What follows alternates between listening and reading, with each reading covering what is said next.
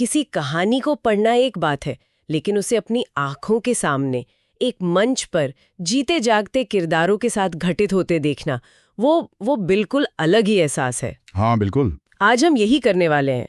चलिए हम सब मिलकर आज नाटककार बनते हैं। हमारे सामने एक चुनौती है, एक शानदार कहानी को एक यादगार नाटक में कैसे बदला जाए। और इस सफर के लिए हमारे पास एक गाइड बुक भी है, अभिव्यक्ति और माध्यम नाम की किताब का एक अध्याय, जिसका शीर्षक ही है कैसे करें कहानी का नाट्य रूपांतरण। अच्छा, तो ये हमें सारे कह सकते हैं दांव पेच सिखाएगी। तो मिशन साफ है। हम इस सोर्स मटेरियल को सिर्फ पढ़ेंगे नहीं, बल्कि इसे इस्तेमाल करके ये समझेंगे कि कहानी और नाटक की दुनिया कितनी अलग और कितनी एक जैसी है। और वो कौन सी मुश्किलें हैं जो एक नाटककार के सामने आती हैं, और उन्हें सुलझाने के तरीके क्या हैं। बिल्कुल। इस पूरी क्रिएटिव प्रोसेस की आत्मा को पारसी थिएटर के मशहूर नाटककार नारायण प्रसाद बेताब के एक शेर में पकड़ा जा सकता है। अच्छा, उन्होंने कहा था, न ठेठ हिंदी न खालिस उर्दू, ज़बां गोया मिली जुली हो, अलग रहे दूध से न मिस्री, ढली ढली दूध में घुली हो। वाह। एक कला को दूसरी में ढालना कुछ ऐसा ही है, उसे पूरी तरह घोल देना ताकि एक नया खूबसूरत रूप सामने आए। वाह। तो चलिए दूध में मिश्री घोलने का ये काम शुरू करते हैं। मेरा पहला सवाल तो यही आता है, कहानी और नाटक दोनों में ही तो एक स्टोरी होती है, किरदार होते हैं, फिर भी ये दोनों इतने अलग क्यों महसूस होते हैं?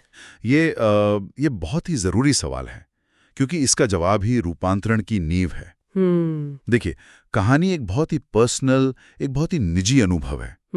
एक तरफ लेखक है, दूसरी तरफ पाठक। बस दो लोगों के बीच की बात। हाँ, लेखक अपनी दुनिया कागज पर बनाता है और पाठक उसे अपनी कल्पना में जीता है। बस दो लोगों का रिश्ता है। लेकिन नाटक तो एक पब्लिक इवेंट है, उसे सैकड़ों लोग एक साथ बैठकर देखते हैं। बिल्कुल, नाटक का रिश्ता एक दो लोगों से नहीं बल्कि एक पूरे समूह से है।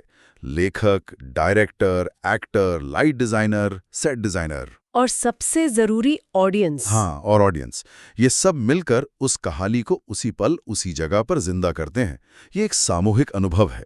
शायद इसीलिए नाटक या फिल्में हमें ज्यादा गहराई से याद रह जाती हैं। बिल्कुल, क्योंकि दृश्य हमारी यादों में चिपक जाते हैं।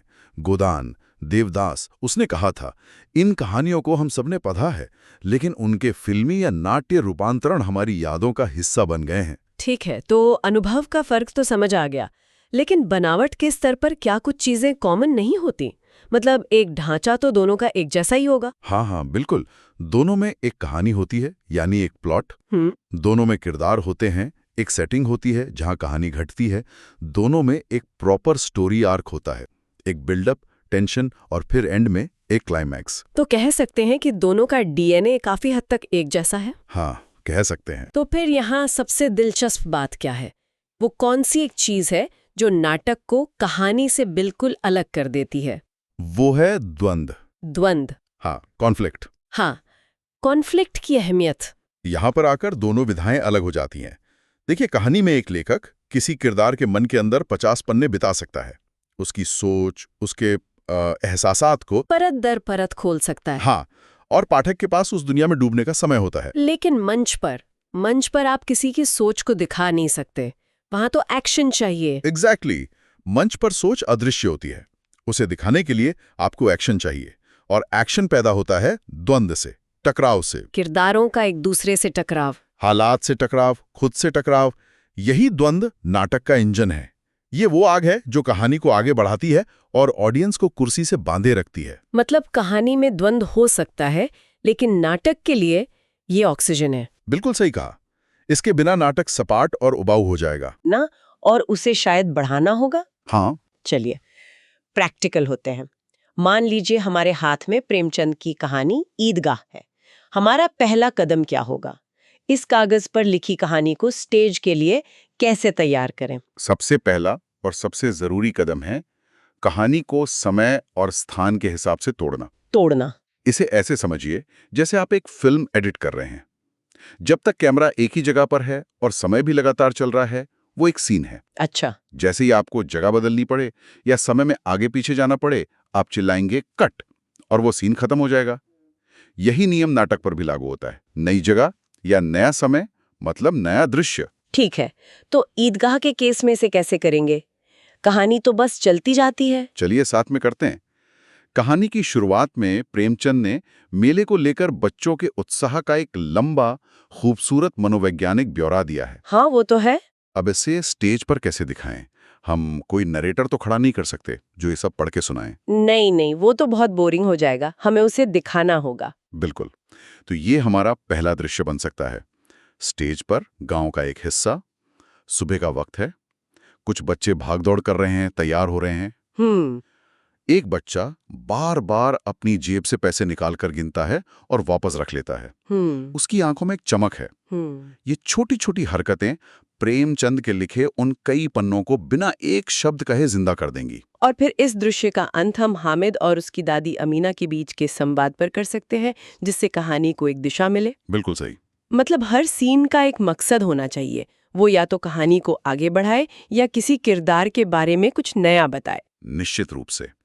रूपांतरण करते वक्त हमेशा खुद से ये सवाल पूछना चाहिए, अगर मैं इस सीन को नाटक से निकाल दूं तो क्या कहानी पर कोई फर्क पड़ेगा? और अगर जवाब नहीं है तो इसका मतलब वो सीन बेकार है, वो नाटक की रफ्तार को धीमा कर देगा। हर सीन का अपना एक छोटा सा स्ट्रक्चर होता है, एक शुरुआत, एक मध्य और एक अंत, और वो हमेशा अगले सीन के लिए एक हुक छोड़ के जाता है। ये तो हुआ उन हिस्सों का जिनमें एक्शन है, लेकिन कहानी में बहुत सारे ऐसे हिस्से होते हैं जहां लेखक सिर्फ विवरण देता है, माहौल के बारे में, किरदारों के बारे में। उन लंबे लंबे पैराग्राफ्स का क्या करें? ये एक और मजेदार चुनौती है। यहाँ पर नाटककार को अपनी क्रिएटिविटी दिखानी होती है। मान लीजिए लेखक ने किसी उदास खामोश शाम का जिक्र किया है, तो स्टेज पर आप धीमी नीली रोशनी का इस्तेमाल कर सकते हैं, बैकग्राउंड में एक हल्का उदास संगीत डाल सकते हैं। बस बिना एक शब्द कहे वो पूरा माहौल जिंदा हो जाएगा। और अगर ये विवरण किसी किरदार के बारे में हो, जैसे लेखक कहता है वो आदमी बहुत चालाक था, तो ये जानकारी आप किसी दूसरे किरदार के संवाद में डाल दीजिए। एक किरदार दूसरे से कहता है, यार उस पर भरोसा मत करना, उसकी आंखों में मैंने चालाकी देखी है। अच्छा, तो इस तरह जो जानकारी कहानी में लेखक हमें बता रहा था, वही जानकारी नाटक में हमें किरदारों के एक्शन और संवाद से खुद पता चलती है। हाँ, ये शोइंग नॉट टेलिंग का क्लासिक उदाहरण है। ओके, ये समझ आया। लेकिन अब असली मुद्दे पर आते हैं, संवाद। कहानियों में अक्सर एक्शन ज्यादा और डायलॉग कम होते हैं। अगर किसी सीन के लिए हमारे पास कहानी में डायलॉग्स हैं ही नहीं, तो क्या हम उन्हें खुद से लिख सकते हैं? न सिर्फ लिख सकते हैं, बल्कि लिखना ही पड़ेगा। और यहीं पर रूपांतरण की असली कलाकारी सामने आती है। लेकिन यहाँ एक पैराडॉक्स है, एक विरोधाभास। कहानी के प्रति वफादार रहने के लिए आपको कुछ नया गढ़ने की हिम्मत दिखानी होगी। वाह, ये तो बहुत गहरी बात है। पर इसके 3 गोल्डन रूल्स हैं जिन्हें तोड़ा नहीं जा सकता। पहला, आपके लिखे नए संवाद कहानी के मूल संवादों की आत्मा और भाषा से मेल खाने चाहिए। हाँ, ये तो है। ऐसा न लगे कि बीच में कोई और आकर डायलॉग लिख गया। सही बात है। प्रेमचंद की कहानी में कोई किरदार अचानक आज की भाषा में बात करने लगे तो पूरा मजा ही किरकिरा हो जाएगा। बिल्कुल। दूसरा और सबसे जरूरी नियम, हर नया संवाद 100% जरूरी होना चाहिए।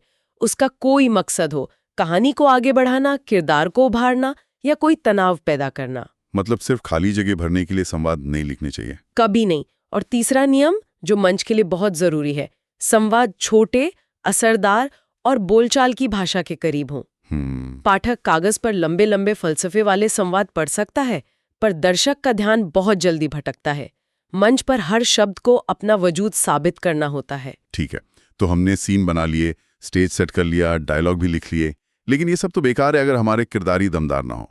कहानी से नाटक में आते हुए चरित्र चित्रण का तरीका कैसे बदलता है? यहाँ सबसे बड़ा बदलाव आता है दृश्यात्मकता का, यानी विजुअल स्टोरी टेलिंग का। अच्छा, कहानी में लेखक शब्दों से किरदार का चित्र बनाता है, नाटक में हमें उसे दिखाना पड़ता है।